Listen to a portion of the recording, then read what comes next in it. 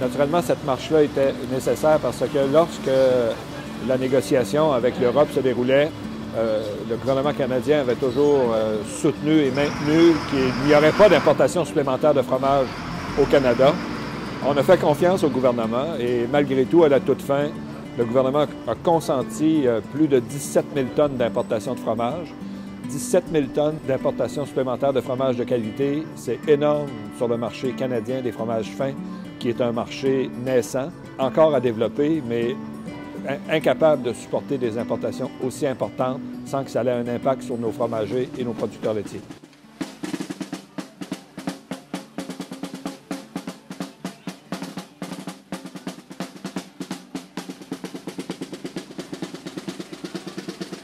Le 17 700 tonnes, c'est 180 millions de litres. C'est plus que la production du lac Saint-Jean.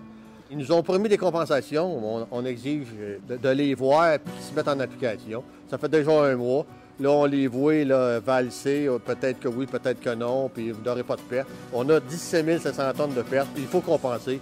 Puis il faut que le gouvernement canadien... Au moins, on a l'appui du gouvernement québécois qui dit qu'il va nous appuyer dans nos revendications et on va travailler ensemble pour essayer de dédommager l'industrie.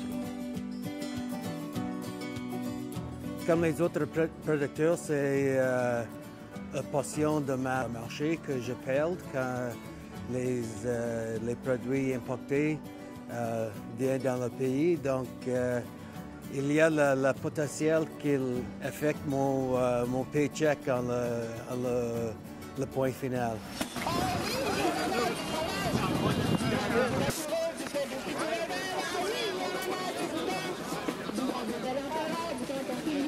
Que les enjeux pour nous et pour toute l'industrie fromagère, c'est de tourner 30 ans en arrière. Si il commence à rentrer du stock d'Europe, puis qu'il y a une brèche dans la gestion de l'offre, puis toute la gestion des approvisionnements laitiers pour les petites usines comme nous autres, c'est de tourner 30 ans en arrière à l'époque où il y avait des subsides. Puis en plus, ce stock-là ne rentre pas avec les mêmes normes de production que nous autres, les mêmes normes bactériologiques, les mêmes normes environnementales.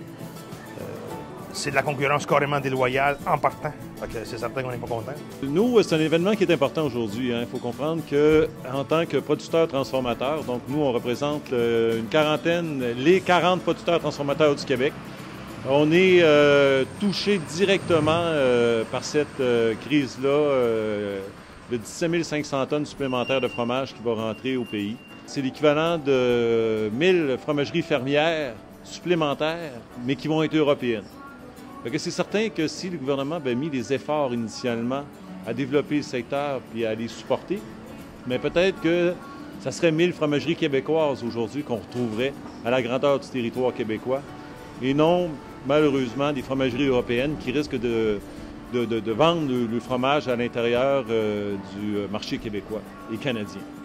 La solidarité actuelle entre les producteurs laitiers, les fromagers artisans, les membres des différentes fédérations, des différents syndicats à l'UPA, pour nous, c'est primordial. Il faut rester solidaire actuellement dans ce dossier-là, parce que le gouvernement fédéral qu'on a actuel semble vouloir diviser pour régner. Et ça, si on veut gagner notre cause, il va falloir que tout le monde puisse mettre l'épaule à la roue.